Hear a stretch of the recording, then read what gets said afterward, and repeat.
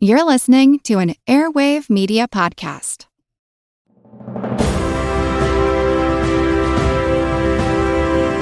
Hold your ears, folks. It's showtime. People pay good money to see this movie. When they go out to a theater, they want cold sodas, hot popcorn, and no monsters in the projection booth. Everyone pretend podcasting isn't boring. Turn it off. Turn it off.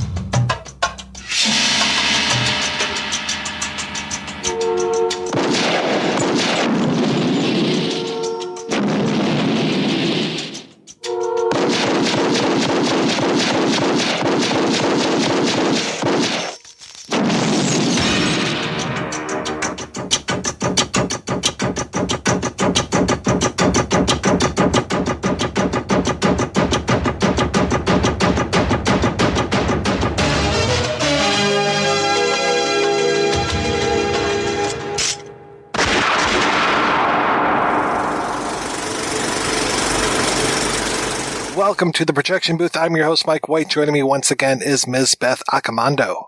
Hey, thank you so much. Also back in the booth is Ms. Jess Byard. Hello. On this episode, we are looking at John Woo's 1992 film, Hard Boiled. It's the story of a hot-handed super cop, Tequila, played by Chow Yun-Fat, and an undercover cop, either Alan or Tony, depending on which version you watch, played by Tony Leung. Tony and Tequila are working two sides of the same case involving the dastardly Johnny Wong, played by the dastardly, no, he's a nice guy, played by Anthony Wong. More than being a case of cops and robbers, the film is a farewell to the Hong Kong that Woo once knew, and a farewell before emigrating to the US for the next phase of his career. We will be spoiling the film as we go along, so if you haven't seen Hard Boiled, for gosh sakes, just go out and do it right now, and come on back, we will still be here. So Beth, when was the first time you saw Hard Boiled, and what did you think? This was part of a festival that Landmark Theaters was doing. It was a Hong Kong film festival, and it was Jackie Chan and John Woo and Choi Hawk, and there were all these films together that I was not familiar with at the time. And I got to see them, and I was blown away. And I was so addicted that I found this karaoke store in San Diego that had laser discs. And the guy who ran it was a huge fan of Hong Kong movies. And so I said, I just saw these movies for the first time. Like, what else can I get? And so he hooked me up. He would go through these laser discs and he would just plow through them and go like, boom, boom, boom, boom, boom. These are like your first films that you need to see. And I can't remember the timing exactly, and I don't remember if this happened before I saw those, but the Incredibly Strange Film Show with Jonathan Ross, he did a segment on John Woo and another segment just on Asian cinema at the time. And seeing clips from like Chinese Ghost Story and a couple of other films, I was so hooked at that moment where I was going like, where are they making these movies? Like, where can I see more of this? And yeah, I was immediately addicted. And Jess, how about yourself? When I watched it for this podcast was the first time that I saw it. And yeah, I admit that that Hong Kong films are a huge blind spot for me, which is why I was excited to be on this episode, because I wanted to watch more movies in that vein. If this is a great representation of what the rest of the Hong Kong films have to offer, then I am definitely on board. This one might actually be a little tamer than some of the other ones, I would think. Awesome. That's even better. Yeah. I mean, I'm definitely going to be making a lot of comparisons between this and the Heroic Trio, especially when it comes to baby trauma. We'll get there. I imagine when we did our episode on The Killer, I talked a little bit about my introduction to John Woo, but I think this might have been the second one of his films that I saw, and this coming out in 92 was like the perfect time for this because I was just getting into Hong Kong cinema, and 92 was right about the time when I found a grocery store that had VHS tapes, and I would just go through there, and luckily I didn't have to spend much money. I didn't have to buy those laser discs that you were buying, Beth, but but I definitely rented my fair share of VHS tapes and watched just a ton of Hong Kong films. And man, oh man, I have been lucky enough to get to see this theatrically. I've seen several different cuts of it, and we'll talk about that later on as well. But man, oh man, this is right up there for me. Like, top 3 Woo for me is The Killer, this, and A Better Tomorrow. And I'm not sure if this beats out A Better Tomorrow or not. I'm not really into making a list that much, but definitely it's up there for me because man, this really just does a great job of satisfying that need for ultraviolence and melodrama. And just the more I think about this film, the more I think that Woo was almost making Chow Yun-Fat into a superhero, especially the way that he flies around the screen. It's almost like he's doing wire work in this film, even though I don't think that he is. Well, do you remember around that time, too? Because I remember trying to get those Hong Kong films early on. Comic-Con was the place to get them. Those VHS tapes that had the little disclaimer, like, this is being traded from fan to fan. And some of the fan dubs or fan subtitled films were better than the Laserdisc ones. Like, the subtitles actually made sense. Because some of those Laserdiscs had the craziest subtitles on them. First of all, they went by like this fast. And then some of the translations were like, whoa, what did he just say? Like, no. But I remember those hand printed VHS covers and like scouring around and trying to find the films that you wanted. And it was so hard early on to get the films. Well, it's almost like we've reached that point again because, yes, some of them have been released on DVD, but finding some of these earlier titles is just, it's getting to the point where it's like, wow, I really want to see this movie. Why can't I find a decent version of it? Why do I have to now go to the torrent sites and try my best to find stuff there? Why can't I find this on DVD or Blu-ray, it's really difficult. Things like dddhouse.com, which I used to go to all the time, it's like everything is just out of stock. Come on, guys. Like, that was the play, that or like Yes Asia or a few other websites. Yes it's Asia. Like, okay, great. I can go there. I can pick it up for $12, something like that. Fantastic. And now, yeah, forget about it. And VCDs. Remember those video CDs where you'd get... Oh, yeah. I still have plenty of those. That was the only way to watch a few of those films. It was honestly just intoxicating to watch those movies. And I remember after we had watched a bunch of them, I had gone up to LA to do an interview with one of the Hong Kong people. And my friend drove me. And I remember we were driving through Chinatown and he was looking at people walking by and he goes like, I don't understand why they walk when they can fly. Like, it was this feeling of, after watching these movies, you just had this whole other kind of perception of just like another reality going on. But they were just, man, and like one after the other. Like, I was not disappointed by hardly anything that I pulled out. Granted, I had a very good mentor who was like going through these films and picking stuff out for me, but I just kept going like, they can't be more films like that are this good. And then, no, there are. And then like, okay, there can't be like more wacky films than this. And, no, there are. Believe it or not. Yeah, it's a never ending well. There's a person that I follow on Twitter who he'll post little clips of things. And whenever he posts something, I'm just like, I have to see this. Whatever you're posting from, I have to see this. And so I now have this never ending list of all of these things that, okay, I might have heard of 20% of these, but the other 80%, no, I've never heard of them before. And now I have to see these movies. An amazing amount of talent there. I don't know what it is about Hard Boiled. When I was going out and looking for scholarly materials on Hard Boiled, it was really difficult to find stuff. Better Tomorrow, there has been books written on it. The Killer, same thing. Bullet in the Head, same thing. One's a Thief, no, but that's okay.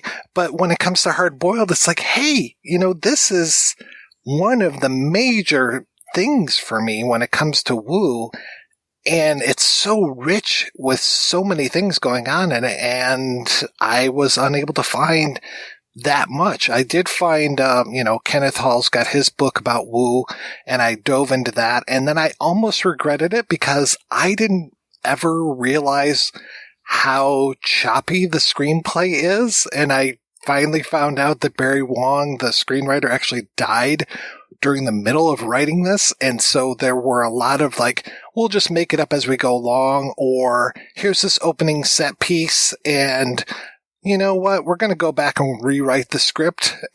So like the undercover cop at the tea house, it never really dawned on me how many people he kills until I was reading that article and I was like, oh yeah, he kills a lot of people. That's really not good for an undercover cop. And then the way that I think, like the way that the police chief talks about him changes from one scene to another. And it's like, okay, so there are some things that don't necessarily add up. Like I always wondered about the gas at the end when they're in the basement of the hospital. I was like, wow, if that's poison gas, they sure have been in there a long time. And then I'm listening to the audio commentary and Woo's like, yeah, it was supposed to be poison gas. And then I changed my mind. It's just the fire suppression system. I'm like, okay, well, that makes more sense, I guess. Did he change his mind while he was doing it on set, or did they change it in the script? I think he might have changed it in the edit. But you know what? Here's the thing about action films for me. I mean, one of the reasons I love things like The Raid and John Wick is you only need the barest of plot to get the ball rolling. And if you deliver kick-ass action, nobody cares about anything else. And John Woo had that mastered in Hard Boiled. Like, yeah, you can go back and go like, whoa, what exactly was going on there? And how come like this doesn't quite make sense? But when you're watching it, your breath is just taken away. Your jaw's on the ground because you're just going like, oh my God. And you're just blown away by everything. I mean, I still get goosebumps when Tequila swoops in the warehouse or when he slides down the banister with two guns blaring. Like, I still, to this day, I get like goosebumps going. And I remember every time I was having like a bad day at work and was really pissed off, I would come home and just watch that opening scene from Hard Boiled. And it would just set me right for the rest of the evening. And I could like go on. But you can nitpick about stuff like that. But I think part of his artistry, or part of what is so spectacular about him, is he just sucks you in and you don't care. There's other filmmakers who don't go for the action with quite as much gusto. So then you start paying attention to the script more and you're going like, yeah, that doesn't make sense, because they're not drawing your attention in other ways. But a film like this, yeah, I could care less. I mean, I was, when I watched the DVD, I was surprised, kind of like, oh, well, that makes sense why some things were a little choppy in the script if the screenwriter died halfway through. So that clarified why it was the way it was, but I still adore that film no matter what. Yeah, there was supposed to be a whole story where Tony wasn't an undercover cop. He was a baby poisoner, or he would poison baby food. I'm like, okay.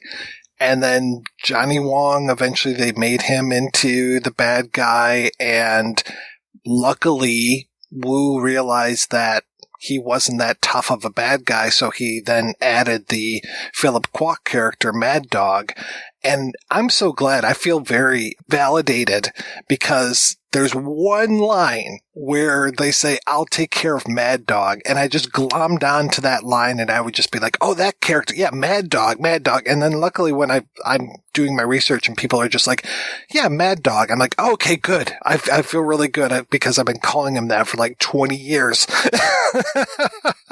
And he's such a great character. And I love him, and the contrast between him and Johnny Wong, just that he's got that code of honor, even though he's this horrible person, but yet that showdown that they have, and that showdown that they have in the hospital is so similar to one that happens, I think it's Better Tomorrow 2, where it's like there's the hired killer that comes in from wherever, and he has these like big sunglasses, and that same type of character shows up in like The Killer.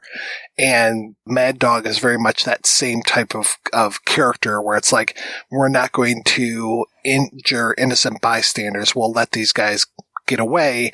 And then when Johnny comes in and starts shooting everybody, that's like, you've gone too far now. And I love that the Mad Dog character in The Raid shares that name, because he's got that same kind of like, just keeps plowing ahead and through people, and you just can't stop him.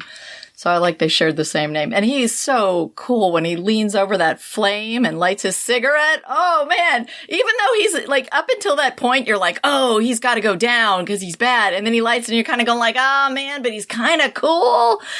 Maybe he can last a little longer, even though he's dangerous. I am so curious, Jess, what your thoughts are, having not really experienced too much Hong Kong cinema and experiencing this one for the first time. In general, I'm not a huge action movie person, but I do tend to like action movies in this vein that kind of all culminate to this one spot, sort of like you had mentioned in The Raid, where it's sort of a siege on basically, all right, we got to fight this out. But first of all, any movie that starts off with jazz clarinet is good with me. This score was great. I really did. I liked because it's not something that you get, especially in American action movies, which would be what my frame of reference is for the most part. Score is not really thought of too much, but I really enjoyed the jazz score that just plays all throughout this, because it's called Hard Boiled. It is a crime thriller. I would say probably goes almost to a neo-noir. At least has some of those shades anyway. And I just really liked the environment and the world that it created. Like, even though all of this violence and crazy shit is happening, I wanted to be there. I'm like, I want to hang out in this world. I want to light my cigarette with a burning car. I want to hang out and just, drive the city with all these people in their terrible beige suits. This movie, I can't speak for too many American action movies, but I did also really appreciate I cared about the characters, or I was at least interested in the characters in this film, as opposed to most characters in most, American action movies that I see that are all pretty, cardboard cutout versions of what they need to be to get to point A to B to C. But these people, Alan in my version, Tony evidently in your version, Mike, Alan's a shit, but he's complicated. And Tequila is also a shit and also complicated. And we actually get to spend enough time with these, because I will also say that this movie is 2 hours and 8 minutes. So that's generally a bit longer than what American audiences usually get in an action movie. So we actually get to sit with the characters a bit and let them breathe. And even, some of the cheesier aspects that come with any action movie didn't seem as obvious here and didn't seem as hammy as they do in other action films that I've seen. But I really dug all the violence. Being a big horror movie fan, I'm always going to be a fan of the more blood in an action movie, the better. I will say that as we get, and you had mentioned it at the top of the podcast, towards the end of the movie, where we're primarily in a hospital setting in the baby ward with some baby trauma happening. Honestly, that was the only part that just kind of got on my nerves. And this is going to sound terrible, but I just cannot stand the sound of that many babies crying. I'm just like, make it stop. I also can't deny how awesome it is with Tequila running around with a baby in his arms. Now, mind you, that baby is deaf forever. We had cotton in his ears. Potentially shaken and damaged, but still an awesome sequence. I was very surprised that I didn't read just a ton of articles talking about this movie and this being Woo saying goodbye to Hong Kong and just all the themes of that run through this film. There were people actively trying to say that Woo's films are apolitical. And I'm like, haven't you seen Bullet in the Head? Don't you remember this shot of the guy standing up to the tank, which was exactly like the shot of Tiananmen Square? And Woo's a very political filmmaker, and I don't care that people think that he's not, because he is. And I'm just like, this is his last goodbye before he leaves. The Tony character with all of his cranes and everything, letting them go at the end. It feels very much like a goodbye to everything, especially that you begin the film with all of these birds in cages. And one of the first lines at the tea house is, the invasion is about to begin. Yeah, he's getting out before the Chinese take over Hong Kong again. And it just feels like that runs through this entire film. The idea of being invaded, the idea of being emasculated, the whole thing at the end when Johnny is having Tequila slap himself and say that he's impotent, all of this stuff. It's just like, yeah, this is how you're going to feel when the Chinese come in, and, when the mainlanders come in, I should say. I don't buy that this is not a political film. I don't think of John Woo as a political filmmaker, but I think he's very socially conscious. I think dealing very specifically with politics kind of dates your films, but I think the stuff you mentioned definitely has political overtones, but it's less tied to a party and a real hard context. It's more about heroic acts of individuals and of notions of oppression or of sense. So I think I can kind of understand why people might say he's not political, because I think it's kind of a less specific sense about him. And he's really got this sense of, he's a very humanist filmmaker. He's very much about people who do the right things or do the wrong things for the right reasons or the right things for the wrong reasons. But he's very much into what motivates people and things that are morally right and wrong, regardless of other things that are going on. Yeah. And I think for him too, part of that film was reflecting all the chaos that he felt was going on in Hong Kong at the time, because people just didn't know what was going to happen. What's going to happen when mainland China comes back in and takes over? Are we going to still be Hong Kong as part of mainland China? Are we going to just be, consumed by that huge beast. And, it was interesting because I had this passion for Hong Kong cinema. So I was doing my best to interview as many people as I could from Hong Kong films as leading up to the changeover in 97. And I was asking all of them what their hopes and fears were, and also people from mainland China. And that was how I ended up getting my first NPR gig, was because I had collected all this tape and I said, hey, Hong Kong's going back to mainland China, and I've interviewed like 14 different filmmakers about what's going on. And they all expressed this sense of huge uncertainty. Are we going to be censored? Are we, going to have to submit our scripts? How is this all going to play out? But, the interesting thing too was filmmakers like Wong Kar-wai was actually sort of looking forward to it in the sense that he felt Hong Kong cinema suffered from marketplace censorship. You were so interested in making films that made money and that were commercial that was a form of censorship. And he felt that when mainland China would take over, maybe more artistic films might have a chance because they don't necessarily have to make money if they're kind of prestigious films.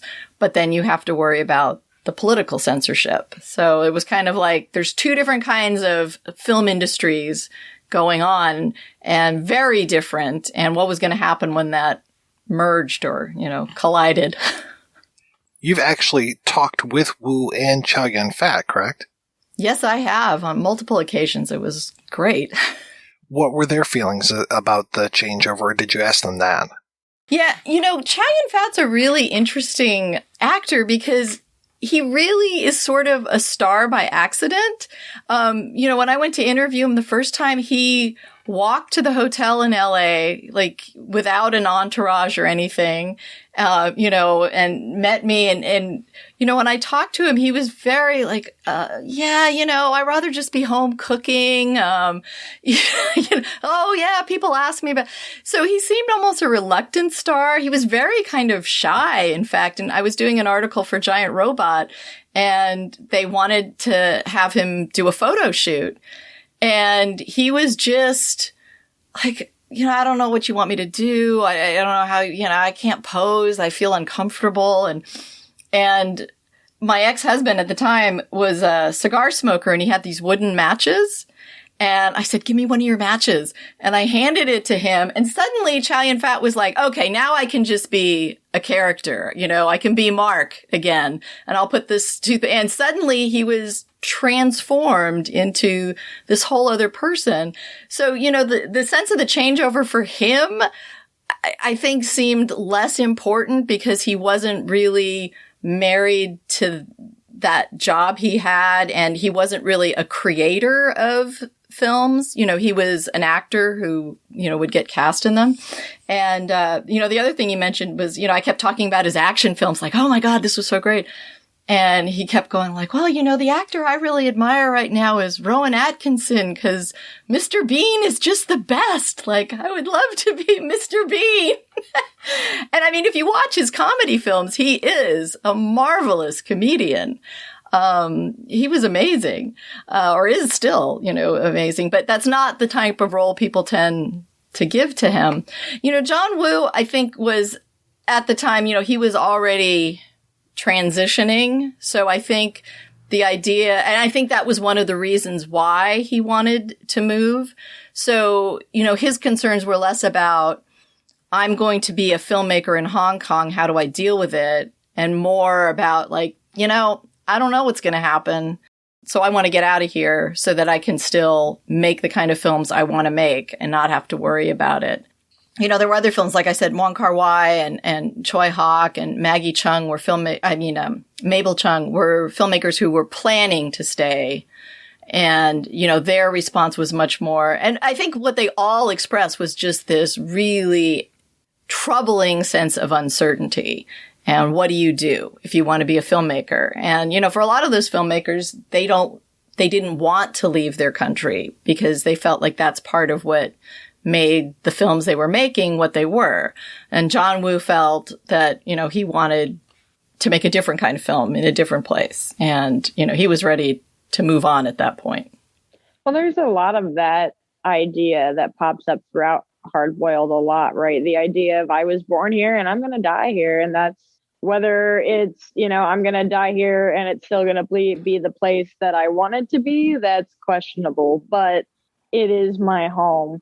Speaking as the general audience, I don't know much about John Woo or Chow Yun-Fat's career. I don't, especially in how those things coincide with, the political and government climate that continues to go on in China, in particular, the divide between Hong Kong and the mainland.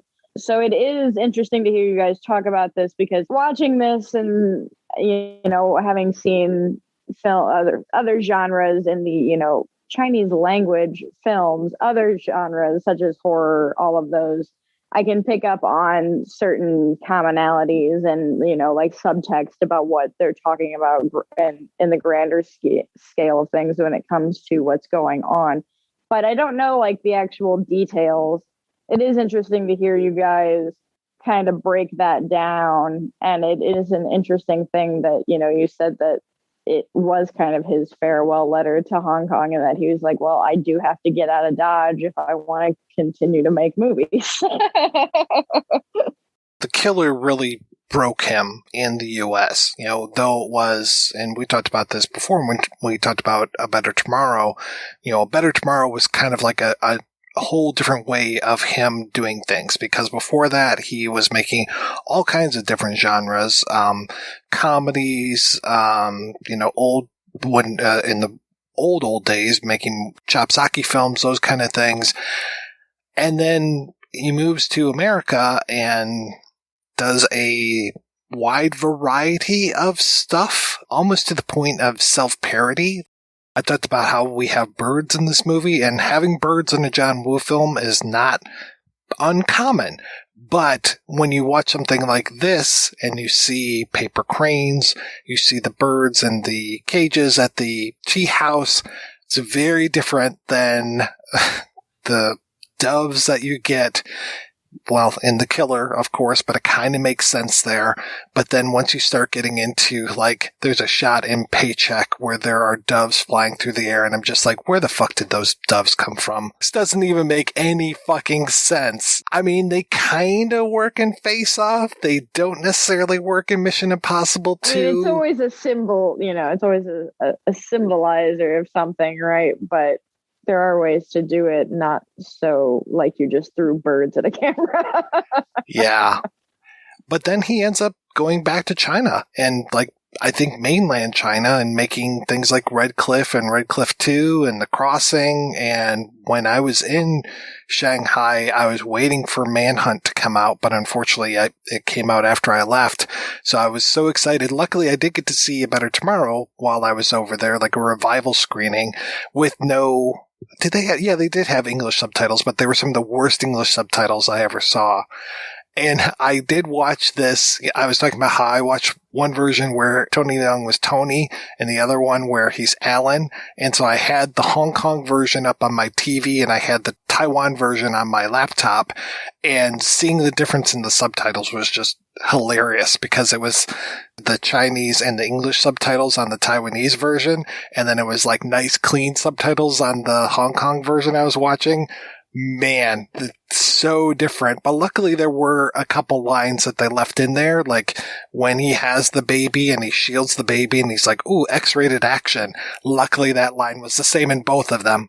But he doesn't call the baby Saliva Sammy in the version that I watched yesterday. So which is the Hong Kong?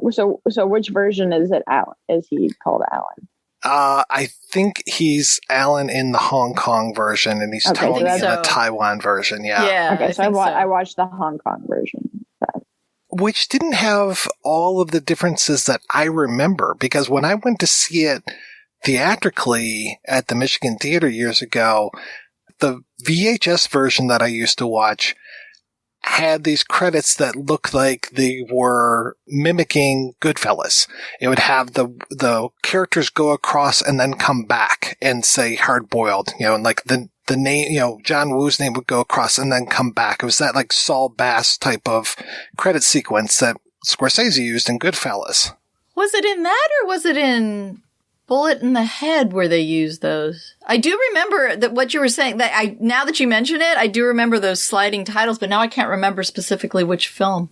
I was pretty sure it was that, but I was unable to find a version with that on it yesterday. The ones that I was watching, they came out from the middle, and like the Hard Boiled, I think, was just 2 characters, and I was like, well, that's weird, because I think it's 4 characters normally, but it just came out, and then it said Hard Boiled underneath it. And I was like, okay, that's not what I'm used to, so that's kind of strange. And then also the shot at the end of Johnny Wong when he gets shot in the eye.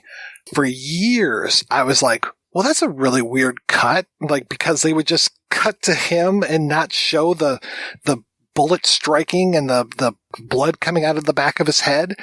And so it took me years before I was able to actually see that shot. And now it seems like that's in every version I watch. Buying bootleg versions was so typical, and it all depended, were they bootlegging it off of another VHS, off of a Laserdisc, off of a VCD, was it somebody in a movie theater shooting it off the screen? There was so many different was it bootlegged from another country outside of Hong Kong where you might have, I don't know, Thai titles and then, Cantonese and then English or something. There was a lot of that craziness. Did your subtitles actually spell out effing, like EFFING? Because mine did. I think I was looking at the Taiwanese version at that point, which did say fucking. And I always used to like it when they would say things in English and then you would get the English down below as subtitles. And sometimes it would match what they were saying and other times it wouldn't. But especially in like the Jackie Chan cop movies, whenever they would respond to a superior officer, it'd be like, sir, yes, sir. And that would be all spelt out on the bottom. Blah, blah, blah, blah, blah. CID. Like you were saying, Beth, this opening action sequence is so good. And man, just you brought up the music. I love when the music cuts out. I love when that moment that you were talking about, Beth, when he's on that railing and the music just like dies down and he just goes straight down that railing, just 2 guns blazing. And Chow Yun-Fat is one of the few people where it's just like, I believe that you can shoot as good with your left hand as with your right hand. He is just amazing when it comes to that. He's got so much style. Oh. I mean, geez, man, he looks good. He's got style and he's got this physical grace. And, I think Wu is influenced a lot by like the Alain Delon character in Le Samurai. And you see that in Chow Yun-Fat because they both share this like physical beauty and physical grace, like the way they move and they're just beguiling to watch and like anything he does. Like, yeah, you buy it. Totally. Oh, whatever. Yeah. He can jump out of the building with the baby in his arms and everybody's going to be fine. All of these shots, like him using the mirror on the bird cage to check out the one guy who's behind him and just all of these little pieces that are going together. It just works so well for me. And yeah, they're talking at this table. He and his soon-to-be ex-partner, Barry, are talking about leaving Hong Kong. And it's like, no, I can't get Chinese food anywhere else. It's like, well, they have Chinese restaurants other places. He's like, yeah, not like these. When I first saw that film, when I first got it on Laserdisc or VHS, whatever format was the first one I got, I showed it to a friend of mine who is a cinematographer in LA because I said, you've got to see this. Like this is amazing. And he watched it and 10 minutes into that opening scene, he goes like, yeah. He says, you could never shoot anything like this in Hollywood because you've got so many rules and safety precautions and this and that. And he looked at it and he was just like shaking his head in this kind of like, yeah, if we could only. Part of that is very true. I mean, part of the reason why Hong Kong action films are so incredible, and you can kind of follow this around the globe too, is that every country before rules and regulations set in have the craziest action films. And then as, you become more aware of like stuntmen's safety and things like that, and they start having actual stuntmen's unions and rules and regulations, it crimps their style a little bit.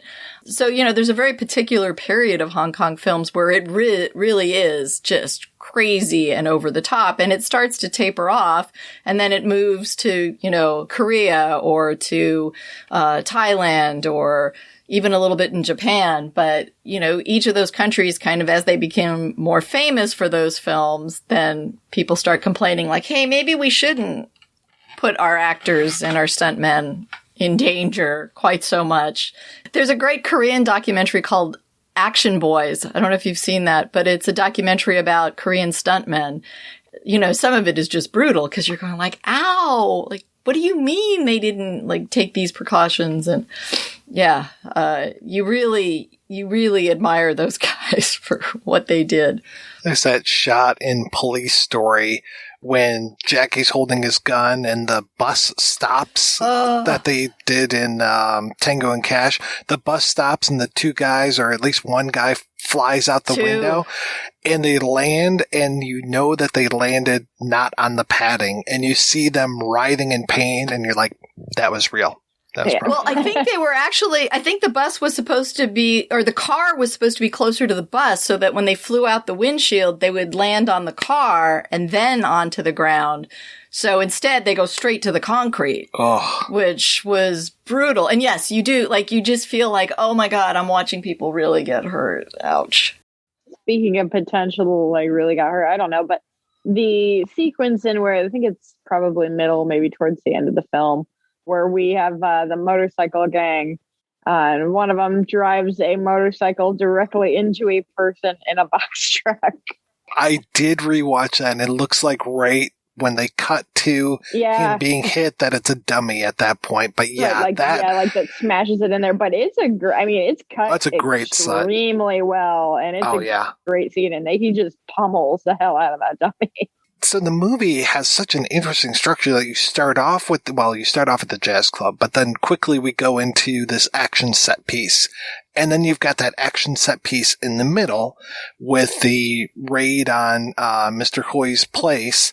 And then you get the action set piece at the end. But then I was looking at the timer yesterday, and it looks like the action set piece at the end, the hospital raid, that's basically the second half of the movie. It was 1 hour and 9 minutes when I looked down, and I was like, wow, okay, we are just arriving at the hospital now and going to be kicking this thing into high gear in just a few minutes here.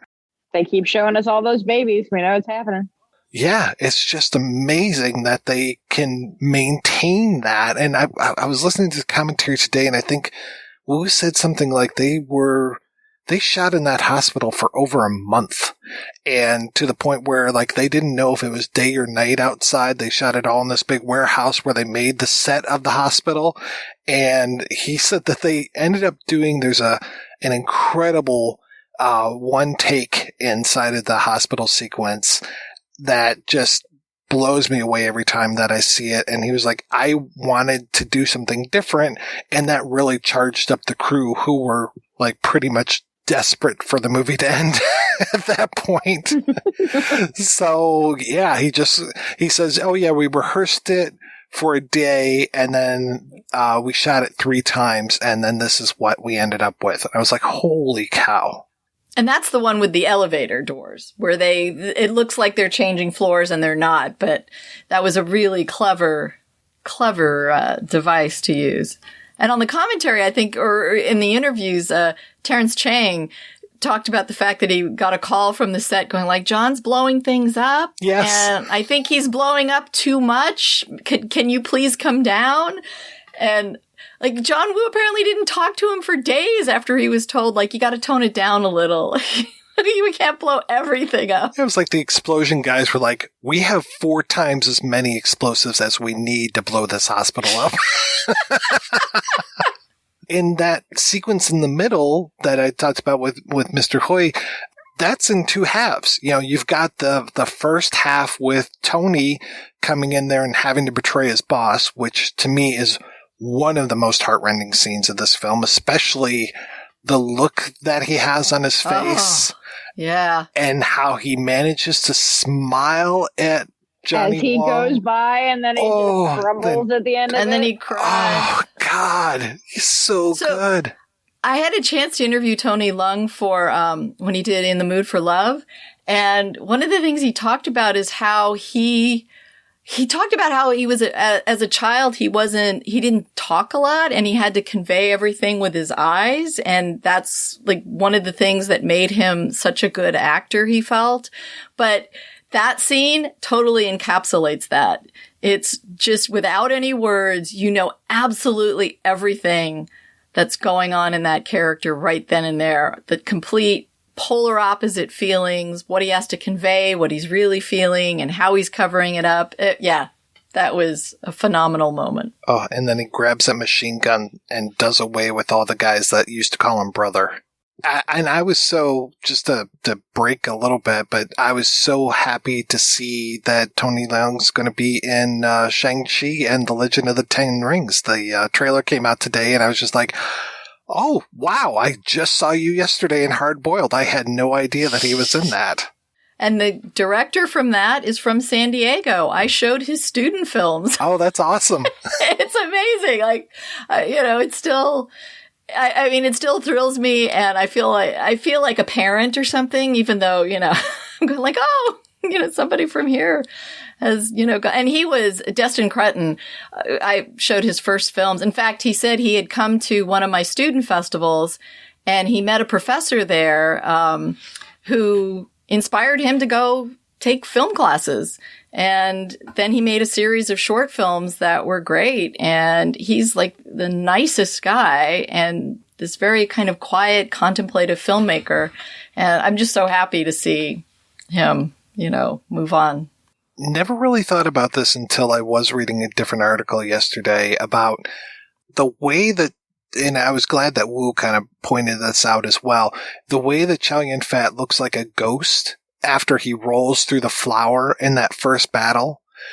And then it's kind of like, because he ends up murdering a undercover police officer and he's kind of on the outs, like his boss isn't a big fan of him. He's on the outs with his girlfriend, Teresa, who keeps getting these white roses from Tony, the undercover agent, or Alan. Hey, who's sending a woman those exquisite flowers? She's had a lot of them lately. Was that illegal? It isn't until the end he kind of comes back to life, and there's that incredible shot of him shooting out of the morgue slabs at the end. And I'm just like, oh, okay. So it's kind of like his resurrection. And I was just like, that's a really nice way to think about it, because he is back to being, now he has a new friend. He's got, like he and Tony have had this bonding moment in the underworld of the hospital. It's almost like this Orpheus story. And then he comes back to life, and now he is fully realized. Now he's Tequila again and manages to have this like new family with he and Teresa and Saliva Sammy. And I love that it's like all these things being put back to the right towards the end of the film. I just thought that was a really nice interpretation of it. And I think when I had interviewed John Woo, we talked about that scene too. And I think another aspect of it was it's interesting because his films are violent, but they're not realistically so. I mean, that's why you can take so much joy out of the action, is because it's removed from kind of the gritty reality of it all. And part of it for him too was, that helped kind of soften the violence of that really intimate shot where, his gun is pointed just inches away from his own face and, it sprays back on him. But these really are these kind of, ballets of their dances. And he and Jackie Chan both talked about, being influenced by people like Gene Kelly, where, part of it is this sense of how do you choreograph the whole thing? And, you don't want to chop it up a lot. You want to give people a sense of the whole thing, because that's part of what kind of makes the impact. But they both had talked, I think both of them referenced Gene Kelly in particular and talked about that sense of, how do you create this kind of dance? And his particular style is what has come to be known as this heroic bloodshed, which is, this over-the-top kind of elegant, stylish. Chow Yun-Fat was perfect for that. And that's, one of the things that John Woo talked about was, he saw in Chow Yun-Fat this kind of what he called a sense of chivalry that he felt he wanted to have in his characters, and that he felt like he embodied those qualities. I always like the way that he does that kind of Sam Peckinpah thing. We haven't mentioned his use of slow-mo, which we've talked about before in other episodes about Woo, but that idea of, talking about cutting it up too much, but we will get those ideas of like a character falling, like one of the members of Johnny's crew or somebody being shot, and we start to see him fall in slow motion, and then we get all of this other stuff, and then we get to see the rest of the fall in slow motion. It's just like all of this stuff is happening at once. And just, talk about a dance of destruction. All of the things that happen in that warehouse in that middle section is just amazing. And like I said, you start off with the raid and all of these guys coming in, and then they like clean up everything. And then you get the section with Mr. Hoy coming in and the betrayal and the murder of the rest of Hoy's guys. And then cue that music. And all of a sudden, all those smoke bombs come in, and then Chow Yun-Fat just slides down that rope into the fray, and it's just him against, 200 guys or something. But it's Chow. It's Chow Yun-Fat. He can do whatever the fuck he wants. And that incredible scene, all in the smoke, of he and Tony finally like properly meeting, because they had like one interaction before where he hits Chow in the face with the butt of his gun to basically protect him because he doesn't want to see a fellow officer killed.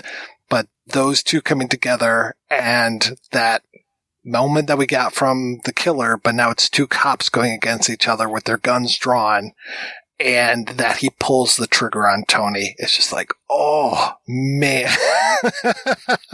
And then Tony just uncocking his gun and basically fading back out into the smoke again. It is so great. And that expression he has, too, because once again, you get to see like all these layers of it's the fear, then the relief, then kind of the irony, and then kind of like, I'm going to let this go. I mean, it just all that Quicksilver change that goes on in his reaction is great. I realized something yesterday when I was rewatching it, just how much Tony relies on codes. Because there's the code of the White Roses, there's the code of the song that comes with the White Roses, and the whole thing being translated. Interestingly enough, it's all translated in English. It's not translated in Chinese, which is interesting. And then there's also the code of his cranes, because he will send messages to Teresa with the roses and with the code, and then he sends a message to Tequila with putting a crane on the tray that goes into, call him Little Co in one version, or Foxy in another version. In mine, yeah. Yes. But that's great that he's able to communicate with all these, but he's like so buried in being this undercover agent that he can only really communicate through code. I'm curious if for his character, like those things help compartmentalize what he's doing and kind of give him a way to excuse certain things. I mean, that's especially true, I think, with the cranes. It's this sense of, I'm remembering these people that I've killed and didn't want to. But I think it's that sense of order he places on chaos in a sense, which is also kind of what Woo is going through with all the chaos he feels is going on in Hong Kong. And it's like, how do you organize that stuff so that it doesn't scare you or overwhelm you? It's kind of like the idea of people who have superstitions, or you place order on things that seem totally random, because if they are totally random, or if they are like out of your control, then it's more terrifying than if you kind of find some way to place your control over it. This idea of chaos versus order, the idea of old versus new, I mean, we kind of saw that in The Killer with Feng Shuian as the newer crime boss, and then like Sydney, Chow Yun-Fat's mentor in that. And in this, you have Mr. Hui versus Johnny Wong, where, you know, Hui is there like, what is he, cutting up apples and stuff for his boys, and just they're like, oh, he always treats us like we're his kids and he's our dad, and everybody's so happy over there. I mean, it's a little unrealistic it's because the best gang to belong to. Yeah, I mean, they are planting guns and cars and stuff, so they're not necessarily on the up and up, but everybody's so happy at Mr. Hoy's, and he's all about honor and all of these things, and Johnny just has no honor. And it's, to me, it's that thing again of like, this is the old way, this is the new way, and the new way is going to be the way after 1997. Yeah, and Johnny's a little psychotic, as only Anthony Wong can do. Oh, God, yes. Talking about the Taiwanese versus the Hong Kong version, the Taiwanese version has different color grading, so you get to see all of those pockmarks on on Anthony Wong's face, which makes him look even more evil to me. And crazy. Oh, yeah. He's so crazy. I love when he's in the hallway and he's got the detonator, and just that, like, he's not even looking at the detonator, and it's almost like he's looking out from under his eyes, and just oh man, he can pull that off like nobody's business. He is so good at being crazy. What was the human pork buns? Oh God. I always forget what the real title is. Is that, I think that is the title, but I can't remember. But yeah, he plays the psychotic killer who makes human pork buns out of the people he kills. But he was crazy in that. Well, him in, going back to the Heroic Trio, him in the Heroic Trio where he's got the flying guillotine and he'll pull people's heads off with it. And I don't even think he ever says a word in that movie. He doesn't have to. Apparently people were not thrilled by the idea of these babies being in danger at the end of this movie. And I was like, to talk about the Heroic Trio, I was like, didn't you guys ever see that movie? I mean, a baby dies in that movie. A baby gets a nail through the back of its head in that movie. Damn. It's one of the most horrific things, but it's like a baby dies versus these babies just being in danger. And a baby, you know, saving Chow Yun-Fat's life, which is pretty cool too. Well, I think Asian films have a lot less respect for the innocence of childhood and babies than Americans do. Americans have a far harder time killing off children and babies, but Asian films, less so. And I think they were, from one of the interviews on the bonus features, it seemed like they were more upset at the idea of having a baby killer as the center of the film, and they kind of, the residual effect of that was the babies in peril at the end. So it was kind of like not quite as bad as what we originally planned, but we'll still have them. And for me to overread again, here you have the next generation of Hong Kong citizens, and they're all in danger. I think Wu also talked about the fact that the babies to him were also a sign of hope as well. So, you know, despite all the horrific things that are going on, there's still this potential for something good and something positive, whether it's true or not. And I was so glad when Teresa gets to shoot a guy pretty much point blank. That was pretty great. I really like her character. I know she's not nearly as present as, say, like a Jenny or somebody, but I just think that she's got a little bit more substance to her than some of the other female characters from Wu's films, and I like her. I really like his supervisor, Philip Chan. I like finding out that he actually was a police inspector for a while, and that was great. I had no clue. Me neither. He's got such a great face. Yes, and I love how he talked about the fact that when he was a cop, they told him he was not dressing like a cop and he looked like too suave or something. And then when he started auditioning for roles, everybody cast him as a cop because they said, oh no, you look exactly like a cop. I thought that was hilarious. And I was looking at some of his character roles, and it's like inspector this, inspector that, superintendent this, superintendent that. But then I didn't realize that he actually like wrote and directed a bunch of movies as well. So it's like, surprise, surprise. Now I have to go see Inspector Chocolate from 1986 just based on the name alone. Yeah, I love those bonus features. Sounds like a missing blaxploitation movie.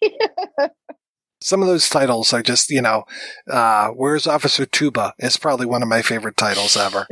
Where is Officer Tuba, Mike? Wouldn't you like to know?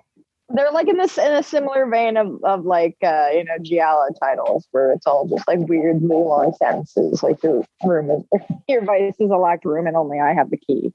Yeah, Giallo titles have hands down though the best, the best, weirdest, like yeah, lizard in a woman's skin. Yeah, I guess they outdo spaghetti westerns, so I do like spaghetti western titles. They're pretty a lot. good too. Yeah. Heads you die, tails I kill you. Oh, only God forgives, I don't. That's gotta be hands down my favorite. Isn't there one about toilet paper is cheap or something? I'll have to look that one up. That sounds sort of familiar, but have a good funeral, friend. Sartana will pay. Yes. we did a spaghetti western and a Giallo film series here, and like the titles were, I was going like, how many titles can we string together to make a sentence? To make like a full on, maybe almost like a couple pages worth of. Yeah, we could write a whole story just using Giallo and spaghetti western titles. Maybe a few verbs in between. I do really love the music in this. We've talked about that a few times, but I have been looking for the song that Tequila plays at the jazz bar for years, and I swear I heard it once in the wild, but I've never been able to track it down because it's just, I love it. And I mean, I'm a former clarinetist, or I guess once you're a clarinetist, you're always a clarinetist. So I'm like, sure, great clarinet song. And I get to, picture Barry back there playing the drums in Mr. Woo's club. I do like that John Woo is the voice of reason. And apparently he was saying that they just kind of talked when they were on set, and then they wrote the dialogue later and dubbed everything because all of these movies were dubbed. So again, very similar to Italian movies. Yes, yeah, exactly. Yeah, Marcello Mastroianni said, you count to 10 with emotion. Yeah, I had a friend recently asking me about, like, well, where's the original Italian version of this Giallo and that Giallo? And I was like, well, yeah, talking about how loud it was outside of Cinecittà, and then also thinking about how I think a lot of the studios in Hong Kong, or at least some of the major ones, were in the flight path of the airport. So it's like, yeah, no, that's not going to work. I mean, could you imagine like shooting or like the raw sound in that kitchen? I mean, being that close, that would be awful. At least they got the actors to dub themselves. I mean, I'm pretty sure that these are the voices that I'm hearing. Like, after a while, you can tell when it's not Chow Yun-Fat speaking. Yeah. So, but I'm not as familiar with everybody else's voices, but definitely Chow is dubbing himself. Definitely the main like three seem to be accurate based on how I've heard those people speak. There's a point when they're in the hospital and somebody asks Tequila what his name is, and he gives a name, and I almost think that that's the character name from The Killer. I wasn't sure about that, though, because he definitely says Jeff something, and I know it was Jeff in The Killer, at least most versions that I have watched. Again, could be Jeff, could be Ah Long, you never know. It's really hard for me to rewatch The Killer. I love that movie, but it breaks your heart. And then steps on it, and then chops it up in little pieces. Oh, that shot of them crawling. Oh, God. Oh, yeah. It's brutal. I've watched Hard Boil probably like 100 times, but maybe The Killer, like maybe 3, because it hurts. Korean films are like that, too. The way I always describe a Korean film is it makes you care a lot about the characters, and then it does horrific things to them for a long time. That's just the way they, and no matter, even when they're like looking like they're happy endings, I'm going like, no, in the final second, they're going to rip my heart out again. So sometimes they're hard to rewatch despite the fact that I love them. But Hard Boiled is one, and like Once a Thief, those are 2 John Woo films that I can just watch endlessly. Are we all pretty sure that Alan/Tony is still alive at the end of Hard Boiled? I'm going to say yes, because that's what I want to believe. Right. Okay. That's what I want to believe too. It feels like he is. Yeah. And I'm glad that there's a little bit of closure after this. The idea of them burning the file And, it feels like things are set right at the end, and the idea of the cranes being let loose and seeing Tony there kind of ride off into the sunset. I think literally he's going off into the sunset. He's John Woo leaving for Hollywood. He is totally John Woo leaving for Hollywood, about to make his acquaintance with Mr. Jean-Claude Van Damme. Oh, God. Who Jean-Claude brought over a lot of those guys. He gave the first American films to, I think, Ringo Lam and Choi Hawk and Ronnie Yu, I think, was it? Or I don't know. But he gave like the first American films to a number of those Hong Kong directors. When I noticed this time, there's a part where I think Mad Dog has a gun that only takes one bullet at a time. And I was like, oh, okay. So he probably gave that over to Lance Henriksen for Hard Target. Well, because Mad Dog only needs one bullet at a time. That's right. And he also he was the stunt coordinator on that, Philip Kwok, which was amazing. Apparently they met on Once a Thief, and Lou was like, yeah, I like you a lot. And he did all the choreography of that tea house scene, which apparently they had 5 days to shoot in the tea house before they were going to tear it down. So it's that same kind of goodbye to old Hong Kong kind of thing, because it was, probably going to be razed and made into condos or something.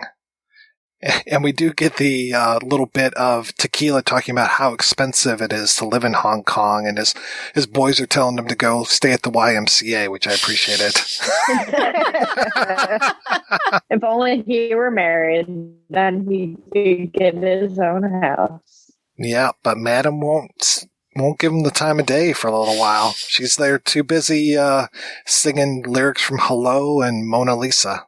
It took me so long before I made the connection between what she sings and Lionel Richie's Hello. I was just like, oh, that's kind of nice. And then finally, one day it just clicked, and I was like, that's Lionel Richie that she was singing. I do always appreciate when she starts to sing and her boss is just like, are you somewhere feeling lonely? Ding, ding. Thank you. You're welcome. all right, we're going to take a break, and we'll be back right after these brief messages. How to continue a television series after a major actor has left the cast. Part 3. The Doctor Who Method. Give the character the ability to completely alter his appearance, and thus be played by any available actor. This also lets the character evolve into suitable form for any given audience. For more about British science fiction television, listen to the British Invaders podcast. www.britishinvaders.com. Hi there, faithful Projection Booth listener, Chris Stashew here. If you're looking for even more deep dive film discussion, both old and new, on and off the cinematic beaten path, check out the Culture Cast. Every episode I'm joined by a different guest as we traverse the cinema landscape, talking about not only our monthly theme, but also some of the year's biggest films. I'm even joined by the host of the Projection Booth, the one and only Mike White. So if you want to listen to even more conversations on film, head on over to culturecast.com or find it on all podcatchers, both Android and iOS.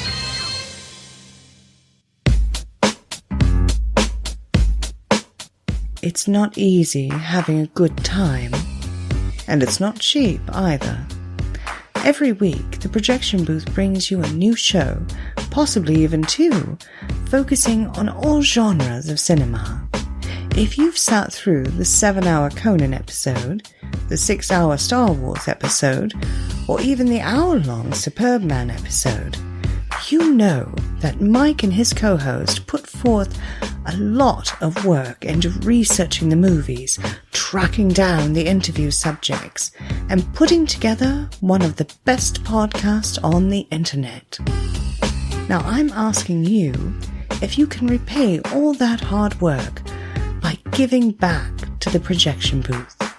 The show has a Patreon fundraiser at Patreon. That's patreon.com/Projection Booth. You can donate as little as $1 a month. That's $12 a year. At least 50 great shows and 2 terrible ones. That's the price of 2 matinee tickets. Now, isn't the Projection Booth worth it? Once again, that's patreon.com/Projection Booth. Donate today. It's the right thing to do.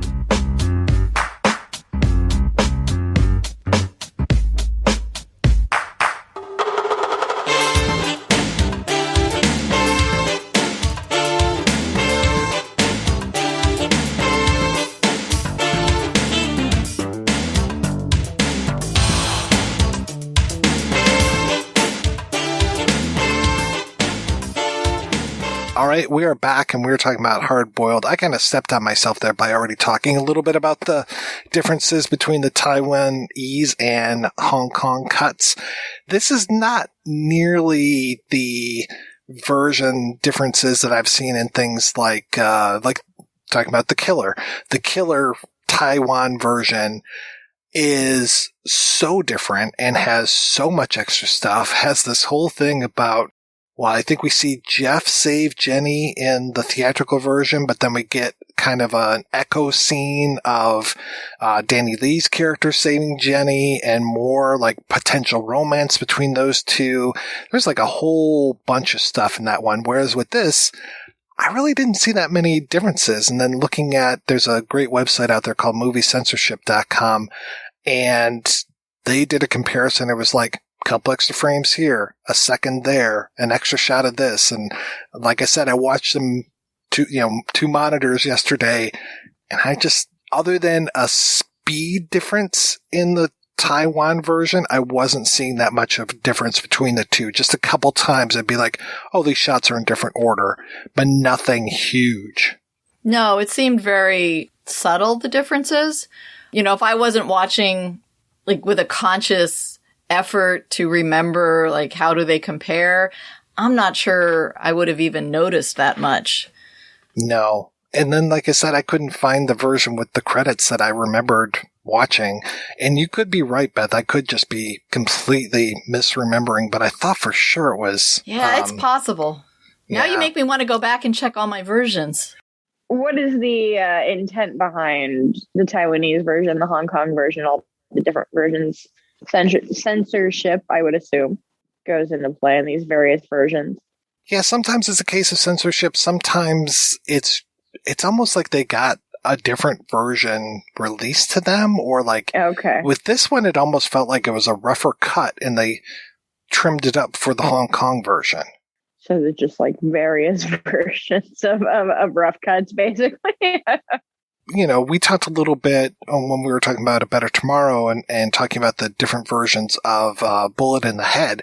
Bullet in the Head is incredibly different depending on what version you see of that. Like, when I saw that theatrically, it ended with one thing, and then I'm watching it on VHS, probably rented from that Chinese grocery store, and the ending that I'm expecting doesn't come, and this whole other ending that lasts like another 15 minutes happens. And I'm like, what is this? I've never seen this before in my life. And you just feel like you're crazy because you're like expecting the one ending and then something completely different happens. It's like, did I just slip into a pocket universe?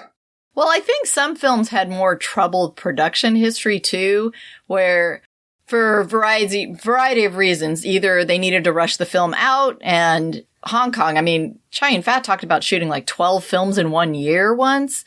So, they were cranking that stuff out at the peak of the industry. So I'm sure there was pressure to get films out quickly. And there are probably different versions based on like, oh, we have a chance to re-release it, or we have a chance 2 months later to send it to Taiwan. We'll like add. And then for Bullet in the Head in particular, I think there were some, talk about political issues. I think there were some things that couldn't be shown or done depending on which of those countries you were sending the print out to.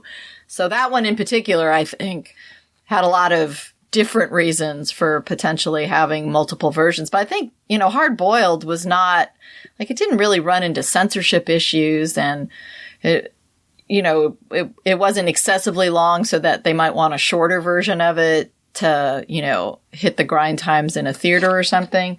But Bullet in the Head, I totally understand why there were.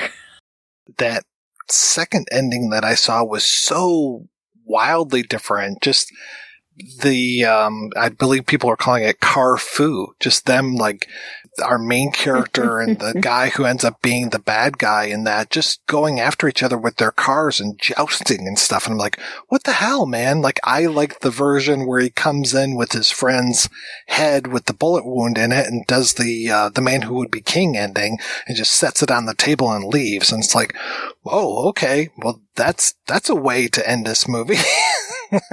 That's the ending I remember, yeah. But yeah, there's a whole other ending out there that just goes on forever of them jousting with these cars. It is wild. And that was the only version I was able to find for the longest time, to the point where I thought I was crazy with the Man Who Would Be King ending. Finally found it on, of all things, a VCD. I would love to see, I think Fortune Star finally put out like the definitive version of that a few years ago that has, because there's a lot of like little differences throughout it and then like major differences more towards the end. And I think they put everything in and then had the Man Who Would Be King ending as an extra, and then left the Carfu ending as the final, the version that you see. But yeah, with this one, it was not like, oh, there's a whole other character that's missing from this, or one of those things. I'm not a gamer at all, so I have never played this game called Stranglehold from 2007, which apparently is a video game sequel to Hardboiled, to the point where they even had Chow Yun-Fat do Tequila's voice again in this. Wow, that's pretty interesting. I've never heard of that. Yeah, I remember when that came out.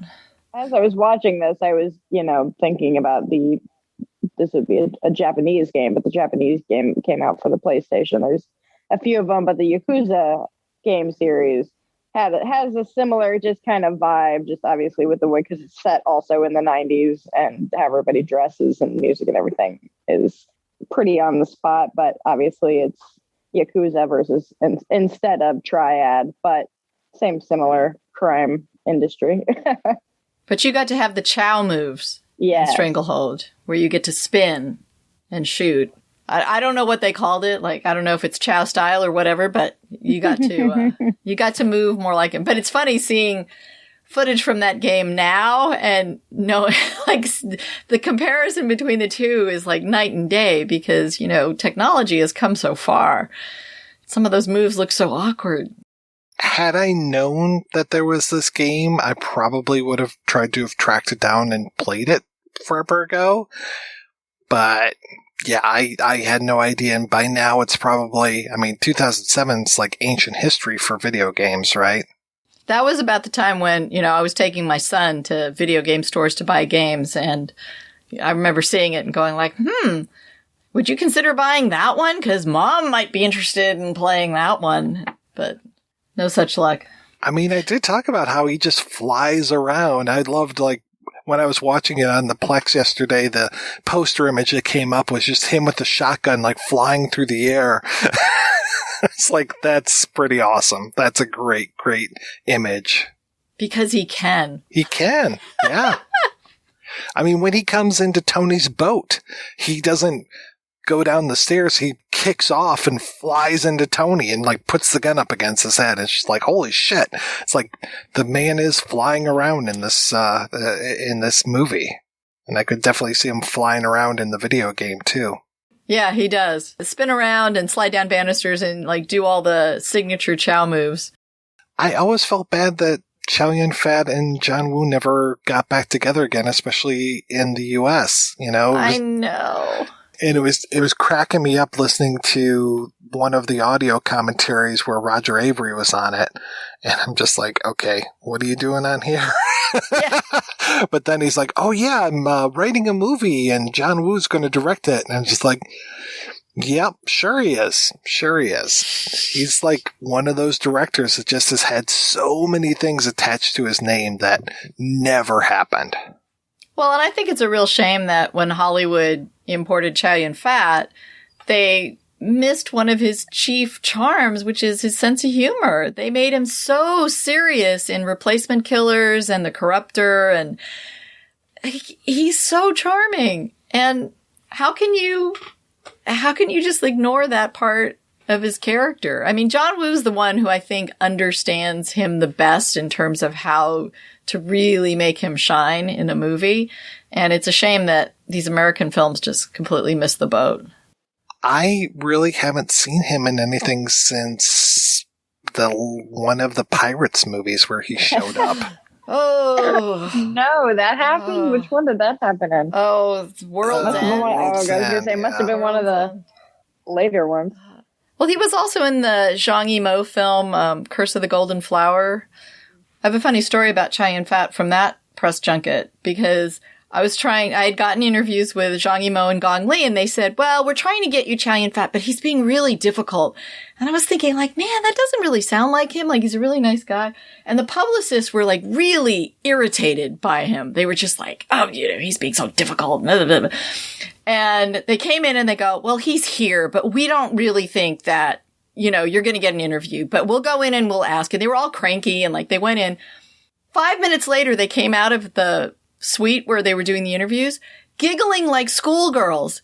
And they come out and they tell me, like, oh, he's wonderful. Oh my God, he's like the nicest man. Oh my God, yes, you have the interview. I was thinking, like, I knew all he had to do was like turn on that Chow chart and he would win you over. But it was so funny that it was just like night and day. They were just totally taken in by him. And my most embarrassing moment ever as a journalist is probably an interview I did with Chow. The second interview I did with him was a press junket, which is, very kind of formal. But it had been this like rainy day, and we drove up to LA, my audio guy and I, and it was a storm. We barely got there on time, and we get into the room, and I come in, and Chow Yun-Fat walks up to me, and he kissed me on both cheeks and says, Beth, how are you? How are things in San Diego? I forgot every question in my head. My audio guy was laughing at me. And I mean, I know his publicist probably said, well, this is Beth from San Diego, but it was like, I was like those girls in the audience at A Hard Day's Night with the Beatles. Like, that's how I felt. Like, totally unprofessional, and just like Chow Yun-Fat kissed me on my cheeks. I will be not the devil's advocate, but the angel advocate on this one, because I've run into celebrities before who I haven't seen in years, and they will remember your name. I think that's some celebs' like secret powers. Like, that's their That's thing. Possible. Could be because they have to memorize stuff all day long when it comes to lines. Who knows? But maybe he really remembered you, Beth. Maybe. I remember doing the first interview with him and going back to my ex-husband going like, if he asked me to go away with him right there at that interview, I would have done it. I'm sorry. It's the reason why he's your ex-husband. And, it is. There and is. Mr. Yes. Fat is your new husband. Mr. Potential. He was just charming and just so like not a celebrity type at all. Like just very down to earth. And he loved to talk about cooking. I've heard that he gives away so much of his money to charity. I think so. I've heard that too. When Woo came over and he made his film with Jean-Claude Van Damme, I was just like, okay, that's cool. I like Hard Target a lot. I like the Raimi influence on it. I appreciate a lot about it. And then he made Broken Arrow, and I was like, wait. You gotta get Chow over here, man. What are you doing? Why are you making this movie with Christian Slater and John Travolta? You need to get Chow Yun-Fat. You need to get back on that wagon. Let's get some of these good movies coming out again. I mean, Broken Arrow, I probably saw it twice at the theater and maybe a couple times on VHS since then, or cable. Face Off is its own thing. Yeah. But after that, I mean, I really thought that I liked Mission Impossible 2 until I rewatched it recently. And I was just like, oh my God, if they pull off their faces one more fucking time, I'm going to hit the roof. I just remember loving the motorcycles in that. The motorcycles were pretty cool. They were cool. And it reminded me a lot of Hard Boiled. I was like, oh, cool. Mm-hmm. This is the motorcycle stuff. This is Mad Dog sliding across the floor with 2 machine guns blasting all these guys before he like stands up and turns around and then blasts another guy. It's like, okay, cool. But he kind of lost me with a lot of that. And then, I mean, like I said, Paycheck, I was like, what are you doing? For some filmmakers, the challenges that they had, like in their original countries or challenges they've had for whatever reason, make them the better filmmaker. And in Hollywood, sometimes, John Woo's coming over, they're impressed by what he's done. He has a success with Face Off, and they say, yeah, do whatever you want, or we'll give you money and you can do this. And when you don't have somebody pushing back at you, sometimes you're less creative. Like you do the crazy thing you had in your head rather than being told, no, you can't do that. And then having to think of something more clever or more innovative to get whatever you wanted to do done. In some ways, because I think Redcliffe is better than anything he did in the U.S. except for maybe Face Off and Hard Target. Well, the idea of, again, having rules for your stunt people and the way that stunt people are treated between the two countries. I mean, from what I understand, they know that the stunt people are gods in Hong Kong, so they treat them properly like that. I was hearing that they are employed like all year long, and so they don't have to worry about the breaks in between films because they're almost always working, and they'll just come in and be like, oh, what do you want us to do? Oh, you want us to jump off of that? Okay, sure. Yeah, we'll do that. No problem. The other that's really different is just the whole style of shooting. In Hollywood, I mean, with some exceptions, I mean, like the original Mission Impossible went to shoot without a script, but that's not typical. But, in Hollywood, they want things more planned. What are you going to do this day? Where are you going to be here? Here's the time frame for that. We have to plan the stunts in advance or whatever. But in Hong Kong, a lot of it is that sense of spontaneity and improvisation. And, you get on a location and you look like, ooh, what about that railing up there? Like, that's pretty cool. How can we use that? Or I didn't know we were going to have 4 stories. We can do this cool thing with the stairwell, whatever it is. And I think, the stunt people react in the moment and improvise. And I think the filmmakers do to a degree as well. I mean, filmmakers like Wong Kar-wai talk about like, he's like a jazz musician and he just goes out and improvises. And, that's a very different style of filmmaking. And for good or bad, if you come over to a completely different style and you have to kind of think all your stuff out in advance and you lose some of that spontaneity, I don't know, maybe that's changed him as a filmmaker and changed, the way he thinks and has impacted kind of what we end up with on screen, where it's a little different, in Hong Kong. And even if he might not have liked where the industry was going at the time he left, that's the industry that created the type of person he was and the type of artist he was. And maybe that's part of the issue. I don't know. But definitely there's a difference between Hong Kong Woo and Hollywood Woo. I think the closest we get will be Hard Target and then a little Face Off. But yeah, the rest of them, I'm just like, yeah, this feels very neutered. Hong Kong films have an ability to give us melodrama in a way that we love it. I can't explain what this means, but like the melodrama in Hong Kong films, Infernal Affairs and stuff, like you just lap it up. And when you get the melodrama in American films, I don't know if it's because it's in English and it plays different. It's like pop songs in English sound more sappy than a pop song in Japanese, but I don't know what it is, but like the Koreans and the Hong Kong and the Chinese filmmakers, like they can make me buy into that melodrama like nobody's business. And in American films, I'm just kind of like, you guys, it feels icky. Like, stop it. Like, just go do something else. But, John Woo and Chow Yun-Fat in those movies and The Killer and even Once a Thief and Better Tomorrow, I mean, there is such high melodrama and crying and, all this emotion. And it works. But it doesn't work as well in the American films. There's that moment in Hard Boiled where after Tony has killed some people, he's out on his boat and he's screaming to the heavens kind of thing. And if you put another actor in there, an American actor, I don't know if I would have bought it. But with Tony Leung in there, I was just like, yes, that works for me. All right, we're going to take another break and play a preview for next week's show.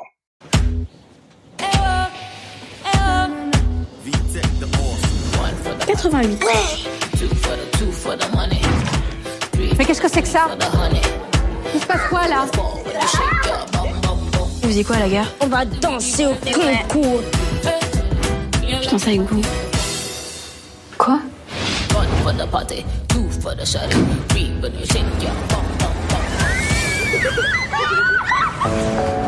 Oh mais les gens t'ont grave kiffé que tu vois tous les likes qu'on a eu. Vous savez où passe l'esprit du mal? Ce sont ces femmes dénudées. Pour le mariage de ton père. Regarde comment elle te va. Tu es une femme maintenant.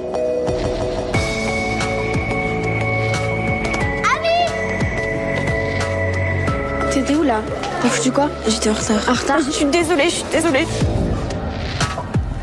Me dis pas. Non, tu l'as volé? Oh la dégueulasse, j'y comprends pas. À quoi tu joues là, ami? Qui es-tu, ami? Laisse couler l'eau, ma chérie. Les péchés s'effacent avec. Vous avez quel âge? Non, 14.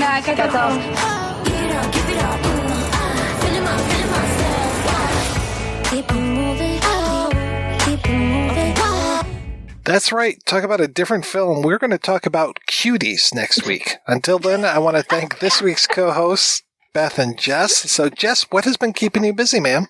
I am frequently on 2 podcasts, my very own with frequent projection booth fixture, Chris Stashew. We host the Scary Stories We Tell podcast, which is a podcast about all things that go bump in the night. So if you want to hear us talk about that, check us out there. You can also hear us talk about television that lasted 1 season on the 1 season show. And I also am occasionally on Chris's show, The Culture Cast, which is, as he would refer to it, projection booth light. And Beth, what is happening with you? Well, I am in the midst of relaunching my Cinema Junkie podcast. We're going to go through a little bit of a format change, and looks like I'm going to be adding some cooking elements to it in a companion like YouTube video section. So I'm going to get to play with all my, I love doing themed food for film screenings and for, movies that I show and doing all sorts of fun, creative, tasty items. So this is going to let me tap into that side of what I do and then continue doing the podcasting. I'm the reporter at KPBS, arts reporter there, and I freelance for NPR, so you can look for my stuff there. And in San Diego, I run a film group called Film Geeks San Diego. And right now, because of this pandemic, we're doing online screenings, so you can check us out at Film Geeks SD on Facebook. Beth, I have to hand it to you. When you do screenings or would do them in person before the pandemic, the outfits, the desserts or main courses, just all that stuff, I would just salivate over your photos because it'd be like, she is so into whatever they're showing. And sometimes I would just see a picture of the dessert that you had made and I'd be like, oh, I bet you they're showing this.